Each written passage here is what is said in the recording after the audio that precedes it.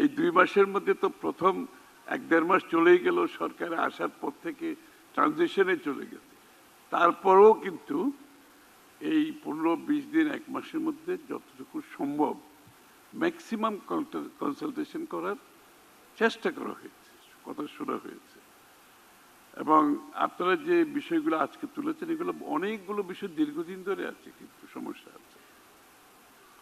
তো সুতরাং কনসালটেশনের ব্যাপারে অনেকে বলেছেন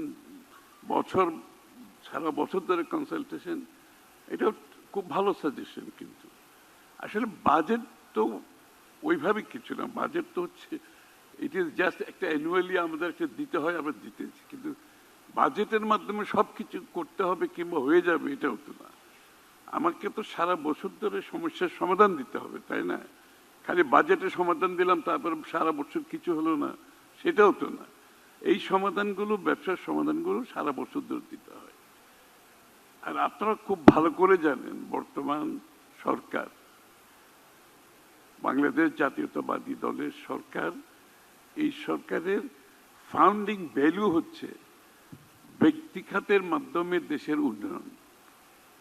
মানে এই দলটা হয়েছে কিন্তু এই একদলীয় শাসন থেকে, সরকার চালিত অর্থনীতি থেকে বহুদলীয় গণতন্ত্র এবং মার্কেট বেসড ইকোনমি, সকলের পার্টিসিপেশনের ভিত্তিতে এই দলের অন্যতম ফাউন্ডেশন কিন্তু এটা। সুতরাং এই যে মুক্তবাজার অর্থনীতির যে কনসেপ্ট, এটার ভিত্তিতে আমরা সরকার পরিচালনা আগেও করেছি, এখনো আমাদের এই কাজটাই করতে হবে।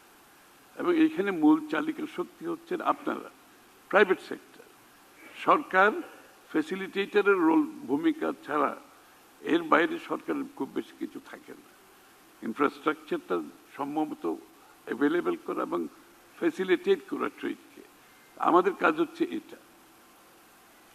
আপনারা অনেকগুলো বিষয় নিয়ে আসছেন, আসলে অতগুলো রেসপন্স করার প্রয়োজন এখানে নাইও, কারণ এগুলোর রেসপন্স করা হবে আমাদের পলিসি যখন ডিক্লেয়ার করা হবে, আমরা করব। তবে কিছু কিছু কথা বলার দরকার, মৌলিক বিষয় যেগুলো, যে আমাদের সম্ভাবনা যেখানে আছে সেটা আমরা পরিপূর্ণভাবে কিভাবে এই সম্ভাবনাটাকে কাজে লাগাতে পারি। যেমন এক্সপোর্ট খাতে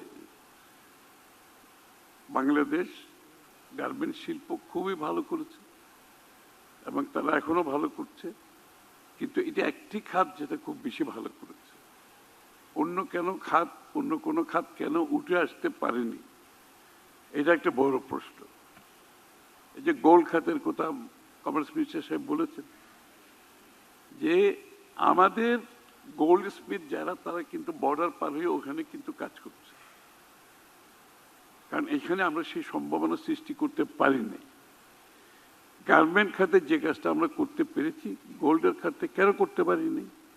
কিংবা আরেকজনে বলেছেন ওই যে ডায়মন্ড খাতে 2022, আমি বহুদিন ধরে বলেছি যে ইন্ডিয়ান থেকে যে ডায়মন্ড কাটিং এর মাধ্যমে সুরত থেকে ওদের যে সম্ভাবনা সৃষ্টি করছে, তো বাংলাদেশে তো আমরা পারিনি, আমরা গোল্ডটা করতে পারিনি।